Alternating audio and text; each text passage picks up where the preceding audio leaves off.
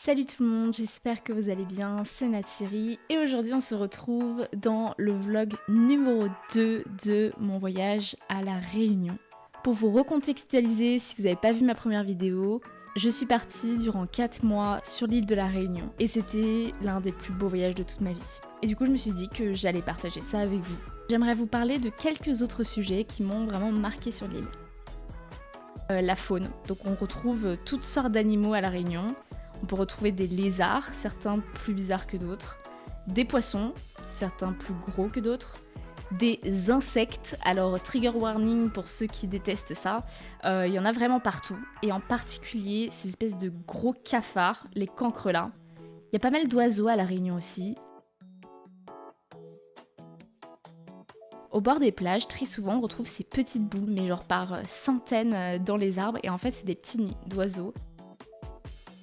On trouve des crabes, celui-là me faisait trop rire, et évidemment des baleines. Alors ça, c'était vraiment une chance inouïe de voir ça. Et j'ai eu la chance de faire de la plongée sous-marine où j'ai pu entendre sous l'eau le chant des baleines. Donc je vous laisse imaginer le rêve. Et sur le bateau, pendant qu'on se rendait sur le lieu de l'exploration sous-marine, on a vu un petit baleineau en train de jouer et de sauter dans l'eau. Donc là, vraiment, je m'excuse pour la qualité. C'est très pixelisé, mais bon, on fait avec les moyens du bord. Ensuite, évidemment, il y a énormément de bouffe à La Réunion.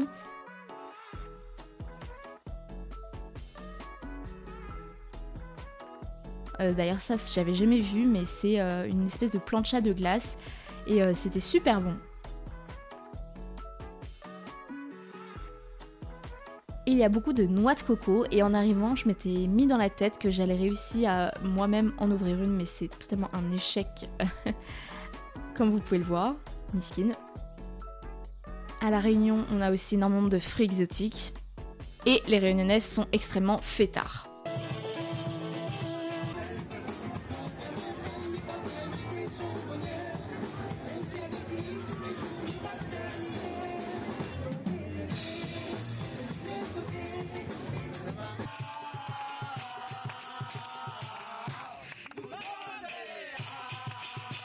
Maintenant qu'on a vu tous ces détails, je vous embarque avec moi par thème, par lieu que j'ai pu visiter. On commence tout de suite par le cirque de Sillaos. Donc un cirque, pour vous expliquer très brièvement si vous ne savez pas ce que c'est un lieu en fait naturel sous forme circulaire et qui fait vraiment un creux avec du coup des montagnes tout autour, avec des parois en fait. C'est formé en fait par, dans le cas de La Réunion, une activité volcanique. Donc à La Réunion, ils sont au nombre de 3. Le cirque de Mafat, le cirque de Salazie et le cirque de Sillaos. Et c'est là que je vous emmène aujourd'hui. Tout d'abord, il faut savoir que pour aller à Sillaos, on emprunte une route avec énormément de virages. On l'appelle la route aux 1000 virages d'ailleurs. Il faut s'accrocher, on a un peu mal au cœur, surtout que généralement il faut partir très tôt le matin si on veut avoir le temps de faire des randonnées. Mais les paysages là-bas sont vraiment hétéroclites, j'avais l'impression d'être au Canada.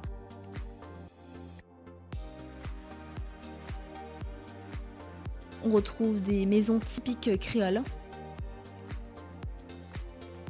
Donc on a commencé la balade de la chapelle que je vous conseille vivement si jamais vous partez à La Réunion un jour. Et donc dans le cirque de Sillaos on trouve énormément de champs de lentilles, c'est la spécialité là-bas, avec des petits fermiers voilà, qui cultivent leurs petites lentilles, sont tranquilles au calme là-bas et c'est vraiment un mode de vie totalement différent avec ce qu'on peut voir en zone urbaine. C'était pas trop évident cette balade parce que fallait passer pas mal de courants d'eau et d'ailleurs je me moque un peu de mon père là. Là on est arrivé à la chapelle, c'est une randonnée de Sillaos, 3 heures je crois. Ouais. Donc cette chapelle c'est ce qu'on voit juste là, c'est 2 roches qui se rejoignent, c'est pas une chapelle où on va prier quoi. Et donc là, mon abruti de frère a décidé de faire une petite trempette dans une eau à moins 10 degrés. Voilà, ça le regarde. Et alors moi, comme vous voyez, j'ai pas eu le même courage. Voilà. Forcément, après, j'étais trempée, donc je me suis retrouvée avec une dégaine. On adore. Et puis après, je me suis plainte parce que j'en avais marre de marcher. Ah, ça va pas. Papalito.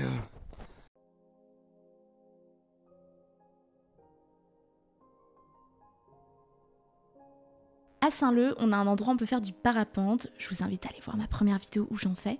Et c'est aussi l'endroit où on retrouve Kélonia. Kélonia, qu'est-ce que c'est? C'est tout simplement un centre de soins pour les tortues de mer. Et on va le voir tout de suite vu le nombre de plans que j'en fais. J'adore les tortues de mer. Regardez-moi comme elles sont trop mignonnes. En plus, je suis arrivée à un moment où on leur donnait à manger. Je crois que c'est des endives. Donc elles sortaient toute leur tête de l'eau et c'était vraiment trop cool. Et donc je tiens à vraiment à préciser que c'est pas un zoo, mais vraiment un centre de soins où les tortues blessées ou malades sont récupérées pour être ensuite soignées et ensuite, dans la mesure du possible évidemment, relâchées dans l'océan. Les seules tortues qui restent en fait au centre sont celles qui ne sont pas aptes en fait à rejoindre la mer, comme par exemple cette tortue qui s'est fait couper malheureusement une nageoire.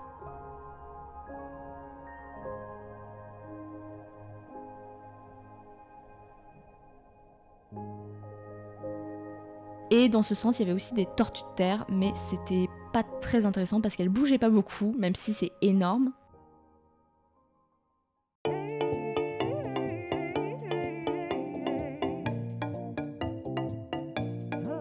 Et on passe tout de suite avec une de mes villes préférées de l'île, Saint-Pierre, au sud de l'île. Je vais pas trop papoter à ce sujet, je vous laisse devant les images, que vous captiez un peu l'ambiance générale de la ville.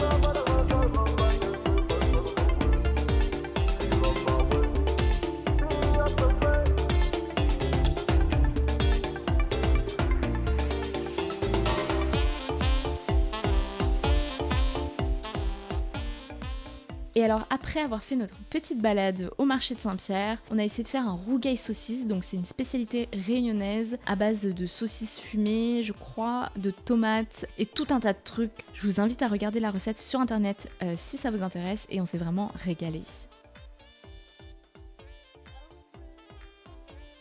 Et toujours dans les environs de Saint-Pierre, on allait visiter un magnifique temple tamoul.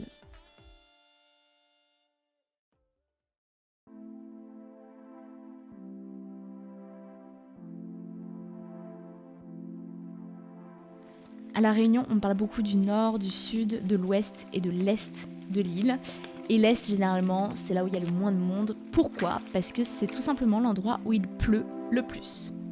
La preuve ici, où je me pète la gueule.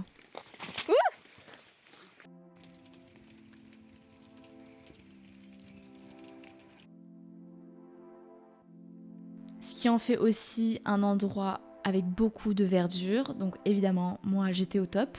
Et il y a beaucoup de balades très sympas à faire. Honnêtement, c'est beaucoup plus sauvage comme endroit et j'ai vraiment adoré l'est de l'île. On s'est arrêté dans un petit restaurant typique pour manger le meilleur curry poulet que j'ai jamais mangé. En plus, ils avaient mis du vrai cœur de palmier dedans, mais pas le vieux cœur de palmier en boîte de conserve qu'on a au supermarché. Non, là c'était du vrai cœur de palmier et c'était une tuerie. Là, on est tombé sur une petite plage très sympa avec du sable vert jaune, c'était assez dingue. Et on a abouti sur les fameuses coulées de lave, donc c'est tout simplement l'endroit où le volcan a déversé son magma, sa lave, et ça crée du coup forcément un champ de lave séchée. C'est assez incroyable à voir, vous voyez vraiment la démarcation entre la végétation et la lave sèche.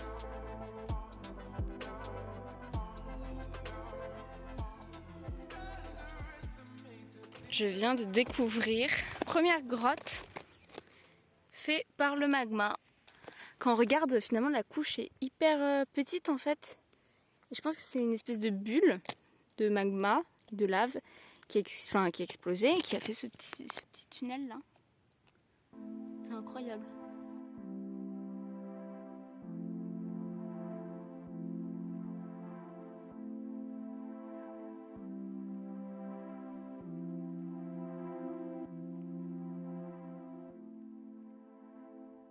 Là, on est actuellement dans un tunnel de lave.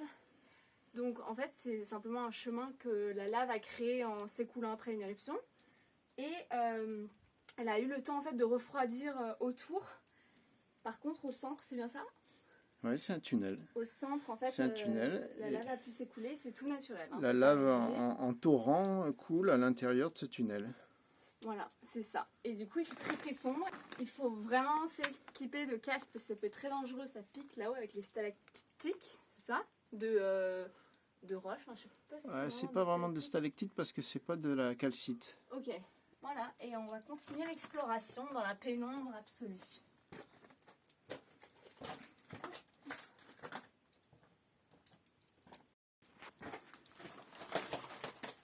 On est arrivé à la sortie. Enfin, au milieu. Oula. Ouais, au milieu. Oh, c'est beau en vrai. Allez, continue un peu avec moi en dessous.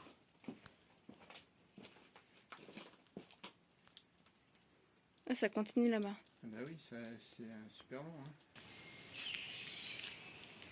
Un autre endroit que j'ai vraiment apprécié à l'est, c'est le jardin des parfums et des épices, où ils ont exposé tout simplement et fait pousser les plantes typiques de la Réunion.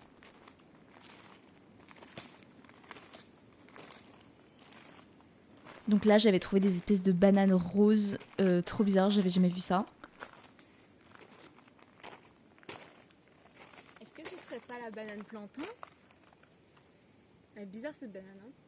Et on retrouve aussi la fameuse vanille qui pousse à la Réunion. Attention, si jamais ça vend du rêve ce que je suis en train de dire, je vais briser le rêve tout de suite.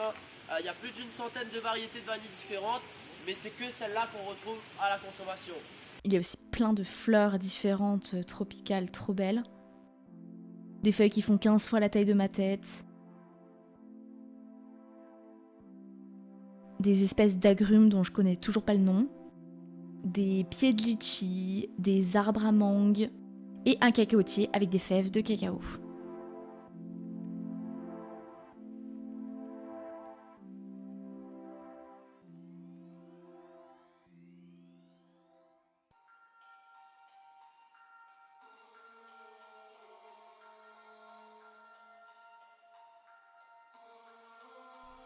Je vous ai déjà montré un petit peu le cirque de Sillaos avec la balade qu'on avait fait à la chapelle. Et cette fois, c'est au tour du cirque de Mafate. Alors Mafate, c'est vraiment le cirque le plus sauvage de tous les 3 cirques à La Réunion. Et c'est sûrement aussi le plus magnifique. Donc là, on était monté à un point de vue qui s'appelle le Maïdo. Et on a vraiment une vue sur tout le cirque. Regardez-moi ça. Bon, faut pas avoir le vertige par contre quand on arrive là.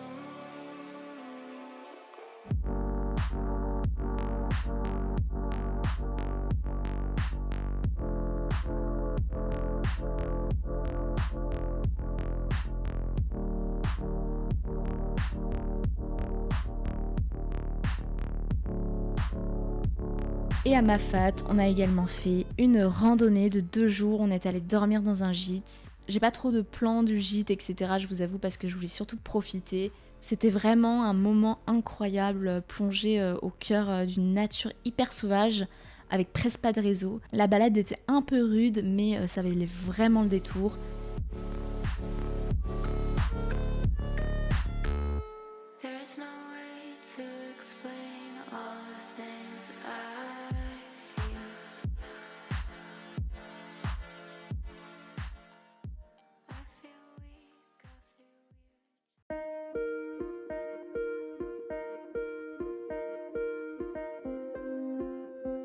Après toutes ces belles randonnées, c'est quand même bon de revenir vers l'ouest, là où le soleil brille un peu plus et où on a la plage pour se baigner.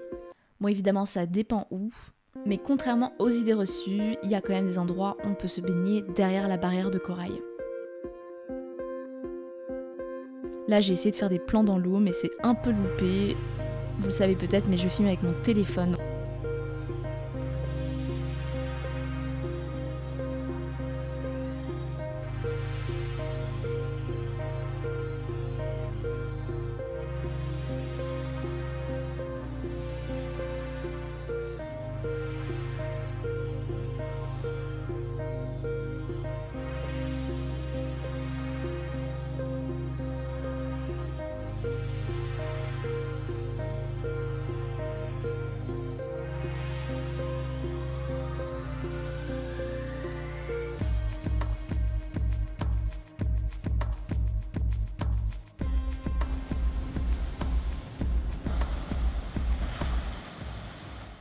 Il y a un endroit à Saint-Louis qui s'appelle la Pointe de Sel où les vagues se fracassent contre les rochers et ça fait des espèces d'énormes vagues. C'est un peu dangereux mais c'est vraiment impressionnant à voir quand la houle est au rendez-vous.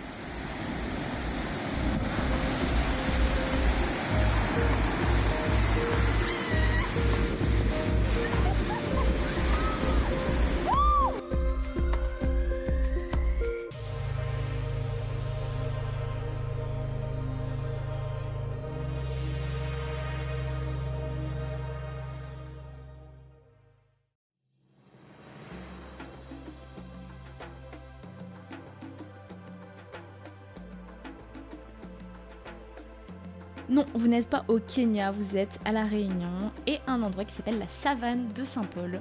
J'ai pas trop besoin de vous expliquer pourquoi ça s'appelle la savane, ça ressemble tout simplement à une savane. La Réunion, c'est vraiment une île avec plein de paysages différents, on passe du coq à l'âne tout le temps et c'est ça aussi qui m'a vraiment plu durant mon voyage.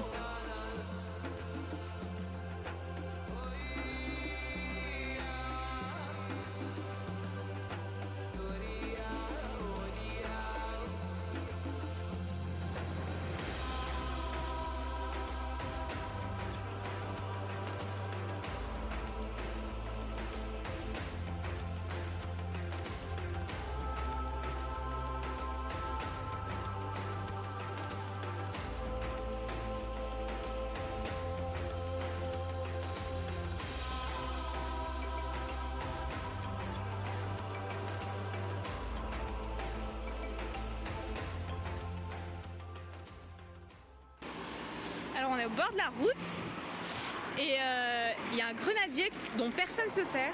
Du coup on a chopé une grenade et on va essayer de goûter. T'as ton couteau ? Ouais. On est également tombé sur mon fruit préféré, les fruits de la passion. On s'est régalé. Un peu plus loin, on est tombé sur une grotte magnifique et sauvage qui s'appelle la grotte des premiers Français. C'était aussi très beau. Bien sûr, il y a plein d'endroits que j'ai pas évoqués dans mes vidéos, comme le Sud sauvage et sa végétation hyper atypique, la plaine des Cafres, le cirque de Salazie, ses randonnées et ses points de vue, les cascades Langevin, avec la cascade Grand Galet qui est je crois la cascade la plus belle que j'ai jamais vue de ma vie, les banians immenses qu'on trouve là-bas, la plage Grand'Anse où tous les Réunionnais se réunissent pour faire des barbecues ensemble, les champs d'ananas, oui ça pousse comme ça, les arbres à pimpin, un fruit que j'avais jamais vu. Malheureusement, c'est pas en seulement 2 vlogs que je vais pouvoir vous montrer toute la beauté de cette île, surtout que j'y suis restée que 4 mois, donc j'ai pas eu le temps de tout voir. Donc c'est sur ce beau feu d'artifice que j'avais vu à Saint-Leu pour le 14 juillet que je vais vous laisser. Si vous avez aimé voyager avec moi, je vous invite à laisser un petit pouce bleu et à vous abonner. Je vous retrouve très bientôt pour une prochaine vidéo. Et en attendant, prenez soin de vous. Ciao!